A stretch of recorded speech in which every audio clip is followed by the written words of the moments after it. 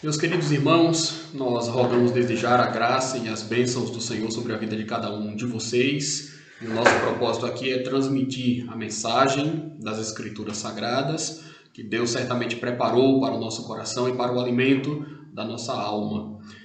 O texto que eu vou ler se encontra no Evangelho segundo Mateus, capítulo 8, dos versos 23 a 27. Mateus, capítulo 8, versos 23 a 27. Assim nos diz a palavra do Senhor. Então, entrando ele no barco, seus discípulos o seguiram, e eis que sobreveio no mar uma grande tempestade, de sorte que o barco era varrido pelas ondas. Entretanto, Jesus dormia. Mas os discípulos vieram acordá-lo, clamando: Senhor, salva-nos, perecemos. Perguntou-lhes então Jesus: Por que sois tímidos, homens de pequena fé? E levantando-se, repreendeu os ventos e o mar, e fez-se grande bonança. E maravilhavam-se os homens, dizendo: Quem é este que até os ventos e o mar lhe obedecem? Eu gostaria de fazer uma oração. Senhor Deus, nosso amado Pai, nós queremos suplicar que a Tua bênção esteja sobre aqueles que nos ouvem, sobre os lares, sobre as famílias, ó Pai, que certamente assistirão a este vídeo e poderão refletir nos ensinos preciosos da Tua Santa Palavra. Fica conosco, fala ao nosso coração, ilumina a nossa mente, dá-nos sabedoria em nossa caminhada. Oramos em nome do Senhor Jesus. Amém. Meus irmãos, ao longo desta última semana, assim como a maioria de vocês, eu estive acompanhando atentamente o noticiário e buscando o máximo de informações possíveis acerca do novo vírus que causou uma pandemia no mundo. A despeito do fato de que há muita fake news em torno do assunto, não se pode duvidar de que estamos diante de um evento indesejável, que pode tomar proporções e conter desdobramentos ainda desconhecidos e difíceis de prever nesse exato momento.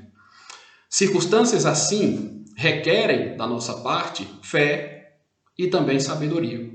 Fé naquilo que Jesus Cristo pode fazer e sabedoria nas decisões que precisamos tomar. Fé na providência e no agir de um Deus que é onipotente e sabedoria para discernir nossas responsabilidades individuais e coletivas. De qualquer forma, é como se mais uma forte tempestade se abatesse sobre o mundo. O fato novo provoca inevitável e automaticamente efeitos de natureza social e econômica de grandes proporções. Mais do que isso, irmãos, nós estamos diante de dilemas concretos e de conflitos reais entre valores que nós consideramos igualmente importantes, valores e princípios que são fundamentais para a nossa fé. Em meio a tudo isso, estamos vendo os governos do mundo inteiro em ação. Empresas estão mudando sua dinâmica de trabalho, grandes aglomerações estão sendo evitadas, as universidades estão interrompendo suas aulas, competições esportivas e shows estão sendo adiados ou cancelados e assim por diante. Parece que há uma turbulência, uma tempestade que nesse momento está passando por sobre nós, que nesse momento está passando sobre a nossa cidade, sobre o nosso país, sobre o mundo. O que nós devemos considerar diante disso? O que devemos evitar? No que devemos crer? Como podemos agir de forma legítima quando a tempestade nos sobrevém? Eu gostaria de propor alguns pontos. Primeiro deles, nós precisamos entender o fenômeno da tempestade. A tempestade, meus irmãos, geralmente, nós bem sabemos isto pela nossa própria experiência, sobrevém de forma repentina, de forma surpreendente. O que era razoavelmente recorrente na região da Palestina e no mar em que os discípulos se encontravam. Fortes tempestades, repentinas tempestades, de repente tomavam conta de todo aquele cenário. E nós somos levados a crer que foi exatamente isso que aconteceu. Eles entraram no barco quando o mar estava aparentemente calmo, quando o céu estava aparentemente iluminado e se lançaram ao mar sem imaginar que pouco tempo depois, por alguma razão, pelo fenômeno natural, ali uma tempestade se abatesse sobre eles. A tempestade pode se mostrar violenta, assustadora, abrangente e com grande potencial para causar estragos. De fato, a tempestade tem estas características. Por vezes, ela começa lentamente, mas ela vai tomando cada vez proporções maiores. E quando ela vai tomando proporções maiores, sem dúvida nenhuma que a nossa fé também é testada. A tempestade se caracteriza também como um fenômeno que costuma perder força depois de um certo tempo e que não poucas vezes cessa também de uma maneira muito rápida. Com a mesma velocidade que a tempestade vem, ela costuma se esvair pouco tempo depois. É importante sabermos, então, irmãos, que toda tempestade tem a sua finalidade e tem o seu final.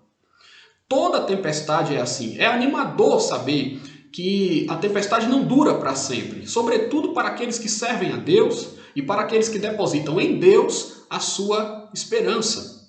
É possível que você esteja enfrentando sérios problemas na vida, é possível que as dúvidas te assolem, é possível que você se sinta inseguro por alguma razão. Nesse mundo, é assim que muitas vezes nós iremos nos encontrar. Nesse mundo, nós passamos por aflições. O fenômeno da tempestade está relacionado às imperfeições da natureza, às imperfeições da vida. Portanto, a tempestade existe, ela é real, ela se manifesta, ela nos surpreende. E é importante que você saiba que elas podem chegar a qualquer momento. Nós estamos hoje talvez saudáveis, nós estamos hoje talvez muito vigorosos, nós estamos hoje com a nossa confiança inabalável. É possível que a tempestade, de alguma forma, afete a nossa estrutura, afete a nossa mente, afete as nossas emoções. É importante estarmos preparados para o fenômeno da tempestade. É importante entendermos como este fenômeno se comporta. É importante entendermos que estamos em um mundo imperfeito, que estamos diante de falhas alheias, que estamos diante de imperfeições que podem ser observadas em nós mesmos. Em nós mesmos, meus amados irmãos. Entender o que é a tempestade, entender como ela se processa, saber também qual a melhor maneira que nós podemos reagir quando ela nos sobrevir. Em segundo lugar, entendendo o fenômeno da tempestade, eu quero dizer que nós não precisamos nos apavorar diante dela. Nós não precisamos nos apavorar diante das adversidades. Não precisamos nos apavorar diante das aflições. Obviamente, os discípulos de Jesus ficaram apavorados. O texto demonstra isso. Não apenas pela forma como eles reagiram, gritando, como pelo conteúdo do que eles disseram. Eles afirmaram categoricamente: pereceremos, iremos morrer, Deus não se importa conosco. E às vezes, meus irmãos, assim também nós agimos. Essa também é a situação em que muitas pessoas se encontram hoje no mundo. Iremos morrer, não sabemos o que vai nos sobrevir. Muitas pessoas estão assustadas, decepcionadas, quem sabe em um alto grau de sofrimento, sem encontrar saída, sem encontrar solução para os seus dilemas, e então surge o pânico. O pavor surge da constatação óbvia de que nós não temos controle sobre as tempestades. E isso pode ser especificamente muito assustador para nós. Mais do que a tempestade em si, é sabermos que às vezes fica muito claro e evidente que nós não temos o menor controle sobre aquilo que nos ocorre, sobre as tempestades que surgem. Não podemos evitar a chegada de um coronavírus. Não podemos evitar plenamente a fome, a peste, a guerra, a perseguição dos cristãos pelo mundo. Muitas vezes nos veremos, meus irmãos, impotentes e frágeis diante das tempestades. Muitas vezes não saberemos o que fazer quando as ondas se agigantarem, quando o nosso pequeno barco começar a balançar, quando aquilo que era tão claro de repente se torna nebuloso e escuro para nós. Mas não precisamos nos apavorar. Mesmo as tempestades cumprem os propósitos de Deus. As tempestades podem ser bastante didáticas. Os períodos de tempestade, mesmo indesejáveis, costumam ser ricos em muitos aprendizados. Quando as tempestades vêm, nós aprendemos um pouco mais acerca da nossa fragilidade. Aprendemos sobre a soberania de Deus. Aprendemos coisas acerca do nosso caráter e do caráter das pessoas com quem lidamos. Enfrentamos tentações fortes. Ficamos inclinados a fazermos juízos, às vezes juízos inadequados. Percebemos que as nossas percepções são falhas e assim por diante. As tempestades podem ser instrumentos de grande aprendizado para nós. Não necessariamente a tempestade será uma experiência vã. Muitas vezes é um instrumento de Deus para que aprendamos coisas importantes. Basta imaginarmos que os discípulos de Jesus nunca mais esqueceram daquela experiência. Você pode certamente ter a noção clara de que aquela experiência foi deveras muito marcante para os discípulos. Basta imaginar que eles certamente, até pelo que afirmam no final do texto, passaram a ter um entendimento muito mais aguçado da própria pessoa e da própria obra de Jesus Cristo. Quem é este que até os ventos e o mar lhe obedecem? E então os discípulos, extasiados, vendo o que Jesus fizera, certamente tiveram uma compreensão melhor da sua identidade como Deus que ele era. Se não fosse aquela tempestade, os discípulos não teriam tido a oportunidade de crescimento tão fundamental que ela trouxe. Diante disso, meus irmãos, quando as tempestades vierem, nós não precisamos nos desesperar. Elas têm um propósito, e esse propósito é um propósito bom e amoroso. Um propósito divino para emendar os nossos caminhos, para corrigir as nossas cosmovisões. A jornada pode ser difícil, a viagem pode ser extremamente tensa, mas o nosso coração e a nossa fé podem permanecer inabaláveis na graça de Deus. A exortação de Jesus dizendo que os seus apóstolos foram tímidos e demonstraram pequena fé era um modo de afirmar que eles não precisavam turbar o coração. Ainda que externamente uma tempestade esteja caindo ao nosso redor, é possível que o nosso coração permaneça firme. Nós não precisamos duvidar de Deus. Nós não precisamos nos apavorar. Nós não precisamos entrar em desespero. Pode o mundo inteiro ruir.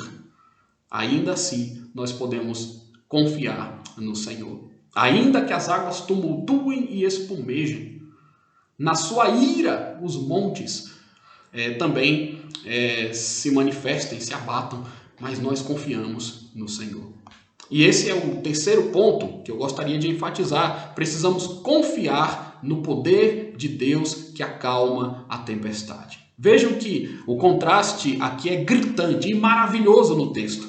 Porque enquanto os discípulos agiam de forma alucinada, Jesus simplesmente dormia.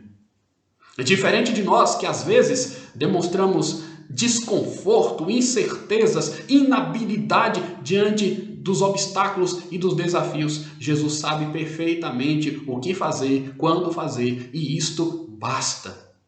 Não é necessário termos, meus irmãos, todas as respostas. Não é necessário saber como proceder em todas as situações. Não é necessário termos a informação precisa sobre o porquê da tempestade ou exatamente quando ela irá embora. Às vezes é isso que as pessoas perguntam, por que isso está acontecendo? Ou por que isso acontece especificamente comigo? Quando que eu vou parar de enfrentar estas lutas todas? Nós não precisamos necessariamente ter resposta para isso. O que precisamos e o que é fundamental é termos ao nosso lado o Senhor de todas as coisas, o Senhor das nossas vidas, o Senhor da criação, o Senhor do céu, da terra e do mar. Ele pode parecer frágil, ele pode parecer sonolento, ele pode parecer distante, ele pode parecer indiferente, mas todas estas são percepções que nós temos e que se mostram falsas. De repente, nós podemos até perceber que no final tudo não passou de um grande teste. O Senhor estava ali o tempo todo ao nosso lado. A tempestade é que nos testa e nos testa de vários modos. Mas vemos aqui que Jesus demonstra o seu poder grandioso. Ele é Deus. Ele é o único na história da humanidade que acalmou uma tempestade, que fez emudecer o vento, que fez as águas abaixarem, que fez as nuvens se dissiparem. E isso aconteceu instantaneamente. Ele fortaleceu a fé dos seus discípulos. Ele levou os seus discípulos à adoração.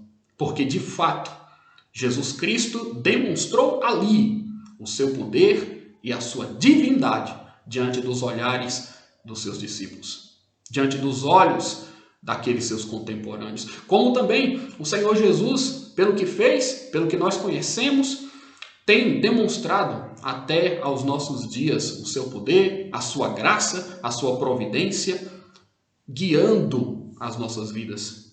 Portanto, nós aprendemos aqui que precisamos confiar no poder de Deus que acalma a tempestade. Há uma ordem de Jesus, há um gesto de Jesus, tudo se fez novo. A tempestade cedeu, perdeu a sua força. Os ventos pararam de soprar de forma tão violenta. O mar se acalmou. Nós podemos e devemos confiar no agir de Deus. Em quarto e último lugar, nós podemos tomar providências cabíveis diante das tempestades. Embora as tempestades, meus irmãos, se mostrem às vezes indecifráveis, imprevisíveis, considerando que elas existem e que existe lógica na maneira como geralmente as tempestades se manifestam ou se comportam, nada impede que nós venhamos a tomar providências úteis para conter talvez os danos do seu avanço, ou para minimizar os seus efeitos, para sobrevivermos diante dela, ou para salvarmos aqueles que estão conosco. O que eu quero destacar, sobretudo considerando o contexto em que nós estamos vivendo, é que uma vez em que entendemos que há situações que nos impõem riscos, não existe razão para deixarmos de assumir as nossas responsabilidades diante dos enfrentamentos que talvez tenhamos que fazer. A vida é um dom supremo e é uma dádiva divina. A vida é algo para ser valorizado. O sexto mandamento nos fala sobre isso. Quando a Bíblia diz não matarás, ela está dizendo também, de acordo com o ensino claro, inclusive da Confissão de Fé de Westminster, que é um símbolo de fé que nós adotamos como exposição fiel e segura das Escrituras Sagradas. Quando nós observamos esse mandamento, isso significa que nós também estamos dispostos não apenas a nos omitirmos de ferir alguém, a dignidade de alguém, o corpo de alguém, mas também estamos dispostos a fazer tudo o que for necessário para a preservação da vida e da saúde e do bem-estar das pessoas. Os discípulos ali gritam por suas vidas, o que não é exatamente um mal moral. Eles querem salvação e eles querem o alívio das circunstâncias, como todos nós também queremos. Esse não era exatamente o problema, querer o alívio das circunstâncias, querer o livramento. Esse não era o problema. Isso é o que nós desejamos também. Então, observem que o problema não é a preocupação com a preservação da vida. O problema são outros elementos que se somaram a isso de forma bastante prejudicial, que causavam uma pressão no coração, que levou os discípulos ao desespero completo e que os fez perguntar, segundo o evangelista Marcos, Mestre, não te importa que pereçamos? Vejam essa pergunta. Mestre, não te importa que pereçamos? Aqui está o problema, aqui está o erro, aqui está a demonstração de falta de fé. Não no sentido de que os discípulos gostariam de se ver livres da tempestade, porque quando enfrentamos tempestades, nós gostaríamos de nos ver livres delas também, muito embora saibamos que elas cumprem propósitos de acordo com a soberania de Deus. Mas não era esse o motivo da repreensão de Jesus. O motivo da repreensão de Jesus é porque eles demonstraram falta de fé e de confiança na medida em que, inclusive, questionaram a Jesus e ao seu poder. No momento em que eles questionam a Jesus em função do interesse de Cristo para com eles. Nós nunca podemos duvidar do interesse de Deus por nós. Ainda mais quando levamos em conta que o Filho de Deus, o próprio Jesus Cristo, veio a esse mundo e se entregou na cruz em nosso lugar. Se Jesus estava encarnado entre os seus discípulos, é porque Deus demonstrou um eterno amor e um soberano interesse por suas vidas, por sua salvação. Portanto, nós não podemos duvidar disso. Não é razoável duvidarmos disso. E isto sim é evidência de falta de fé. Mas eu gostaria de propor uma reflexão para deixar esse ponto mais claro. já que eu estou defendendo aqui que nós podemos tomar providências e devemos tomar providências cabíveis quando as tempestades aparecem, quando nós podemos fazer alguma coisa a fim de minimizar os seus danos ou evitar maiores transtornos diante dos seus efeitos. Eu gostaria de propor uma reflexão. Vejam que os discípulos foram surpreendidos pela tempestade quando já estavam no mar. Eles já tinham entrado no barco, eles já estavam navegando. E ali Deus os levou a um aprendizado muito importante. A tempestade veio e eles tiveram uma experiência muito marcante nas suas vidas. Mas eu tenho certeza de que se a tempestade tivesse se iniciado antes da navegação, tente imaginar que antes dos discípulos entrarem no barco, eles, quando chegam à margem, quando chegam à beira do barco, de repente eles percebem que começa uma grande tempestade. Se esse fosse o cenário, eu tenho certeza absoluta de que os discípulos não teriam se arriscado. Certamente eles também não criariam o questionável argumento de que os que quisessem aceitar o desafio deveriam ser reconhecidos como homens de pouca fé. Imaginem Pedro olhando para Tiago, ou Tiago olhando para João e dizendo assim: ora, por que nós não nos arriscamos e enfrentamos essa tempestade? Afinal de contas, nós não cremos no poder de Deus, vamos entrar no barco e vamos sair navegando. Certamente eles não iriam fazer esta proposta. Certamente não iriam fazer. Certamente eles não tentariam a Deus, como que dizendo, tentando aplicar a ideia: vou saltar desse alto prédio e espero que o Senhor não me deixe perecer. Porque não é assim que funciona. As coisas precisam ser tratadas tendo em vista que nós somos crentes, mas tendo em vista que nós somos também racionais. E Deus nos dá sabedoria para discernir as diversas situações e circunstâncias da vida, por mais delicadas que elas sejam. E quanto mais delicadas elas são, mais difíceis elas também se tornarão para serem devidamente tratadas. Por isso que nós precisamos do auxílio do Senhor. Por isso nós temos que entender a vontade de Deus em meio às dúvidas, ou aos dilemas, ou às circunstâncias. É claro que as tempestades podem nos surpreender, meus irmãos, mas também é claro que antes, durante ou depois da tempestade, nós podemos ter que tomar decisões sábias que nos ajudem a lidar melhor com a dificuldade em questão. As tempestades não são, de fato, o problema é a maneira como lidamos com elas e o que elas revelam de nós mesmos. Quando a tempestade vier, creia em Deus, ore, abrace seus irmãos, procure compreendê-los, procure agir com a sabedoria que vem do alto. Quando a tempestade vier, seja um crente, permaneça confiando, permaneça dando frutos. Tente analisar as possibilidades, as oportunidades que Deus coloca na sua mão. Seja santo, seja prudente, seja justo. A tempestade passa. A nossa fé se fortalece. A nossa vida com Deus permanece para sempre. Que o Senhor nos abençoe.